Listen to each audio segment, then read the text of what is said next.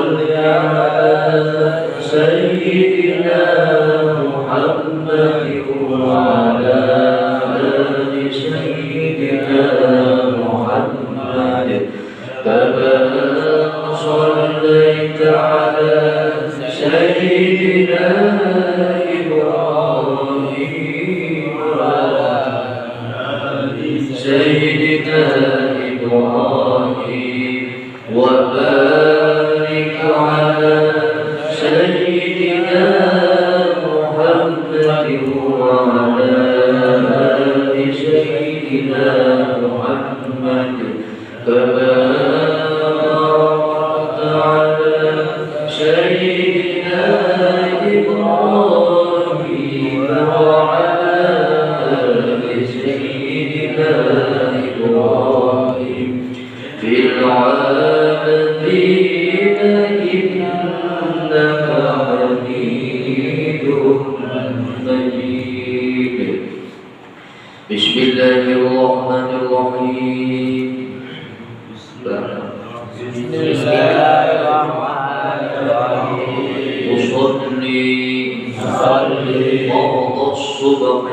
فرض الصبح ركعتين مستقبل القبلة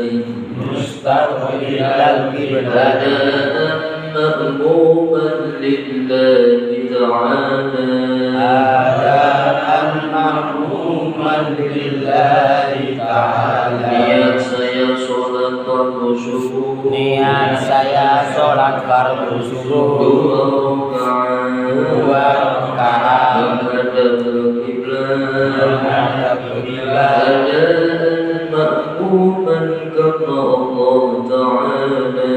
adaan ma'muman karena Allah Ta'ala. Sebelum membaca Fatihah di dalam sholat disunahkan membaca doa iftitah. Allahu Akbar kabira. Allahu Akbar kabira. Walhamdulillahi katsira. Walhamdulillahi katsira. Wa subhanallahi bukratan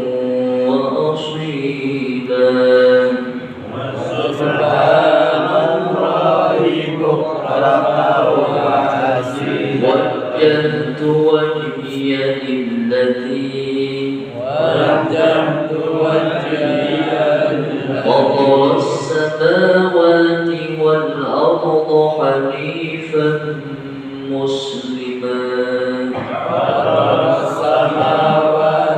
والأرض حنيفا مسلما وما أنا من المشركين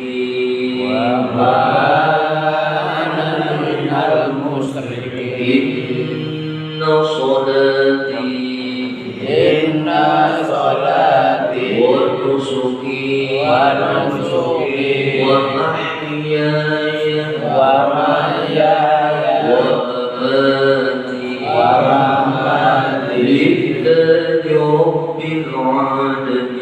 لله رب العالمين لا شريك له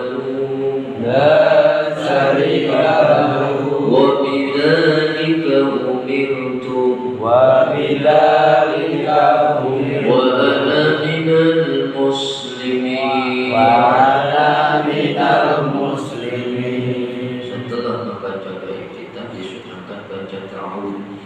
A'udzu billahi minasy syaithanir rajim. A'udzu billahi minasy syaithanir rajim. Setelah membaca ta'awudz disunahkan kita diam sebentar sekira subhanallah, lalu membaca rukun salat yakni surat Al-Fatihah. Bismillahirrahmanirrahim. Bismillahirrahmanirrahim. Alhamdulillahi rabbil alamin. Alhamdulillahi Rabbil Alamin. Ar-Rahmanir Rahim. Ar-Rahmanir Rahim. Maliki Yawmiddin. Maliki Yawmiddin. Iyyaka na'budu wa iyyaka nasta'in. Iyyaka na'budu wa iyyaka nasta'in. Ihdinas siratal mustaqim. Ihdinas siratal mustaqim. Siratal ladzina an'amta 'alaihim ghairil maghdubi 'alaihim waladdallin.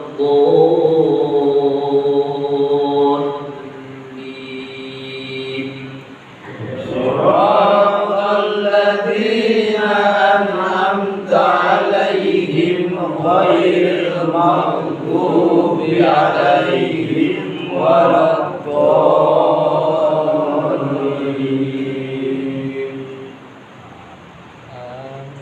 Rabbi ighfirli wa liwalidayya amin. Rabbi firli wa liwalidayya amin. Kita belajar doa. Allahumma hdini fi man hadait. Allahumma hdini fi man hadait. Wa'afini fi man 'afait. Wa'afini fi man afait. Wa tawallani fi man tawallait. Wa tawallani fi man tawallait. Wa barik li fi ma a'tait. Wa barik li fi man atait. Wa qini syarra ma qadait. Wa qini syarra ma qadait. Fa innaka taqdi Wa innaka taqdi wa la yuqda 'alaik. wa la yuqda 'alaik. Wa innahu la yadhillu man walait.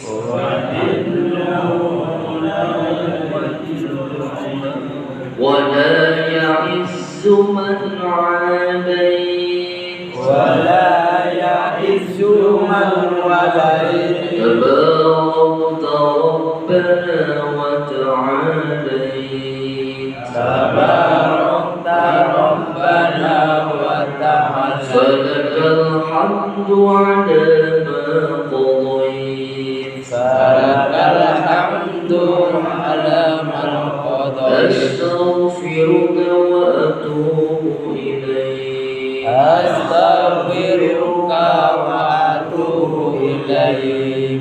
Wa sallallahu ala sayyidina Muhammadin wa ala alihi wa sahbihi wa sallam.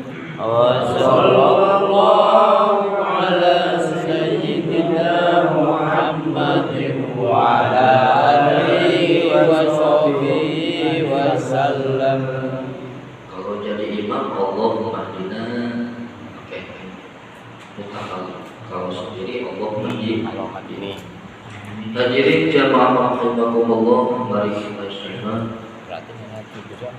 kajian tahfiz. Seterusnya adalah masalah mim syukur. Kemarin kita sudah membahas nun syukur dan tahfiz. Sekarang kita apabila membaca lalu bertemu mim syukur, maka di situ ada beberapa hukum. Belum kan mim syukurnya? Belum. Yang pertama, ketika kita menemukan mim syukur di dalam Quran atau sedang membaca Quran, maka harus ingat Hukumnya itu ada 3. Yang pertama adalah namanya apa? Siapa yang tahu? Idgham mutama. Jadi kalau ada mim sukun ini seperti ini Pak. Mim sukun atau begini. Atau sedang nyambung misalkan 20. Akan itu sukun. Nah, ketika bertemu dengan mim sukun seperti ini Pak, ini jangan lupa berarti masuk kepada bab al-mimu as-sakinah. Mim sukun. Yang pertama adalah idgham. Idgham mutama si salah bukan si tapi sa. Idgham mutama si lain. Apa itu idgham mutama si lain? Adalah memasukkan huruf yang sama persis makhraj dan sifat huruf.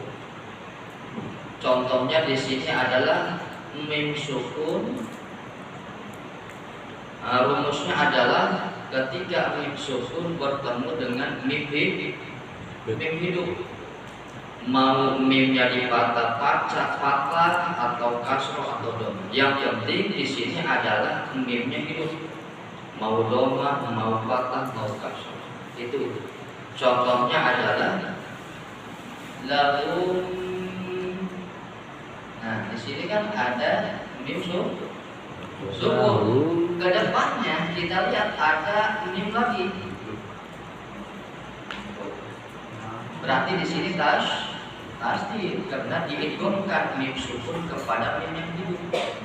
Maka disebutnya adalah idgham utama, memasukkan huruf yang sama dengan huruf yang lain, artinya makhraj dan sifatnya sama. Mim dengan mim kan sama. Maka di sini adalah idgham harus dimasukkan.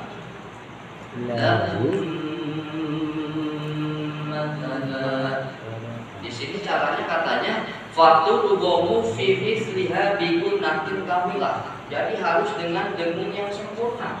Lahum. Di sini biasa getar ya. Lahum. Ada guna itu maksudnya guna. Lahum masalah.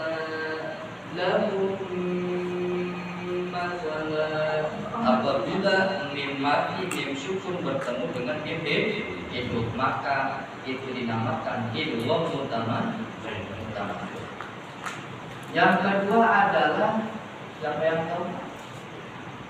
Ketika kita membahas mim sukun berarti yang pertama idgham utama. Yang kedua siapa yang tahu? Yang kedua adalah ikhfa syafaf. Ikhfa syafawiyah.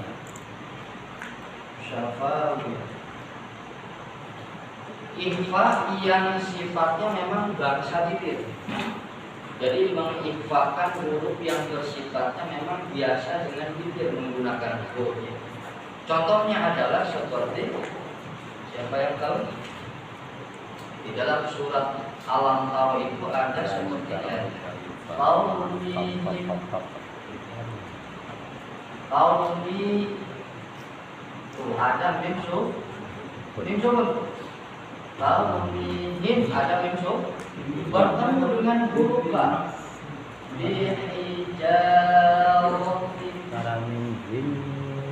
Ada mim mati bertemu dengan huruf ba. Jadi rumusnya adalah mim mati plus artinya bertemu dengan huruf ba. Ini rumus daripada ikhfa syafaf. Apabila ada mim mati bertemu dengan huruf ba, maka itu termasuk pembahasan mim sukun, yaitu ikhfa syafaf. Bagaimana cara bacanya diikhfakan? Mim. Yang namanya ikhfa itu bukan idgham, bukan idgham, tapi di tengah-tengah, yaitu disamakan seperti seperti ikhfa yang ada di tanwin itu. Ya bagaimana cara bacanya? Qaumihim bihijarah. Tetap ada dengunnya Pak, karena ikhfa. Qaumihim bihijarah. Kalau ini kan memang harus diidghamkan karena mim bertemu. Kalau ini tidak diidghamkan, apa buktinya tidak diidghamkan? Ba tetap dibaca ba, mim tetap dibaca mim. Yang namanya idgham kan harus dimasukkan sehingga dengan jadi satu huruf. Kalau ini tidak, mim tetap mim, ba tetap ba, hanya didengungkan saja ikhfakan. Kalau mim itu dia tetap dibaca, bukan begini bacanya. Kalau mim hijarah tidak. Tapi ba tetap dibaca. Makanya ini mimnya hanya diikhfakan saja. Kenapa disebut syafawiyah? Karena mim ini adalah sifatnya syafawiyah. Karena pasti bibir ini ketika menyebutkan mim ini pasti pasti digerakkan di bibirnya. Mim. Qaumihim itu. Karena mim itu bangsa Syafawi, bangsa Bib. Ba juga sama, Syafawian juga. Makanya kenapa tadi Syafawian gitu ya, karena memang ini bangsa Bib. Terus yang ketiga ada yang namanya hukum terkait masalah mim sukun ya. Yang ketiga adalah idgham syafawi. Idgham syafawi sama. Berarti ini berkaitan dengan huruf syafawi, huruf yang bersifat atau yang bangsa Bib. Jadi ini cukup kalau idgham syafawi hanya dijelaskan saja mim, karena idgham itu kan jelas. Jadi cara membacanya hanya cukup dijelaskan mimnya saja. Cuma ada bedanya ketika mim bertemu dengan waw dan huruf fa saja. Jadi ini rumusnya mim mati bertemu dengan huruf apapun. Cuma di sini ada bedanya. Bedanya di sini adalah ketika bertemu dengan huruf waw dan fa. Nah ini agak beda. Idghamnya memang harus dijelaskan sekali. Mana contohnya? Contohnya kalau mim bertemu dengan huruf waw. Biasa kita di Al-Fatihah ada Al-Fatihah. Shiratal ladzina an'amta 'alaihim ghairil maghdubi 'alaihim wa. Mim mati bertemu walau bi'alaihim.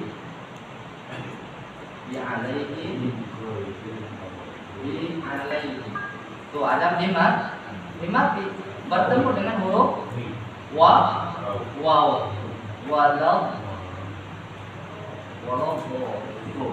mim mati bertemu dengan huruf waw. Itu namanya idgham syafawi. Harus sekali jelaskan mimnya. Bukan berarti mimnya lama di situ, bukan. Jadi hanya cukup dijelaskan sama Bapak. Bi'alaihim walau. Tidak boleh lama-lama. Alaihim walau. Tidak boleh. Karena ini bukan idgham. Bukan ikhfa. Ini hanya cukup mimnya diusahakan bagaimana caranya. Ini sangat jelas sekali.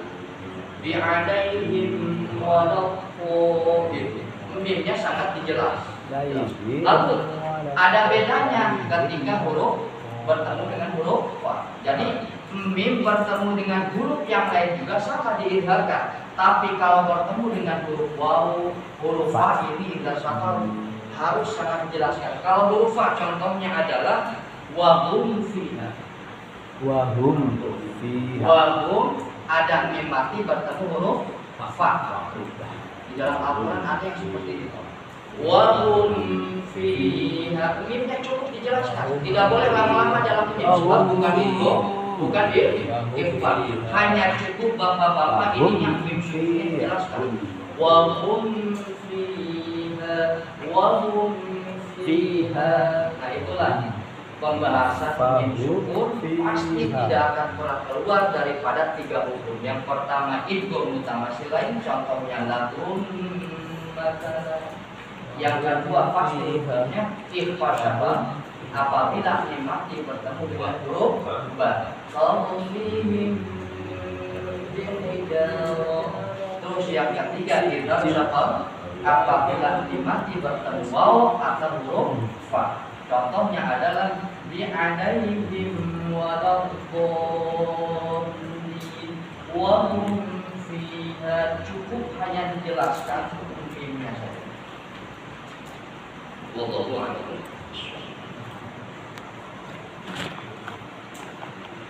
Bismillahirrahmanirrahim. Hadirin jamaah rahimakumullah, itulah kajian tajwid al-Quran yang mudah-mudahan bisa kita aplikasikan ketika membaca Quran. Bismillahirrahmanirrahim. Alhamdulillah, kita bersyukur kepada Allah Subhanahu wa taala di mana Allah masih memberikan nikmat yang paling agung, yakni nikmat iman wal Islam. Diiringi sehat wal afiat, panjang umur, sehingga kita dapat berkumpul dan bermuajah kembali di acara rutinitas pengajian kita bersama. Semoga Allah memberikan kepada kita istiqomah, Amin. dalam menuntut ilmu agamanya Allah Subhanahu wa ta'ala. Amin.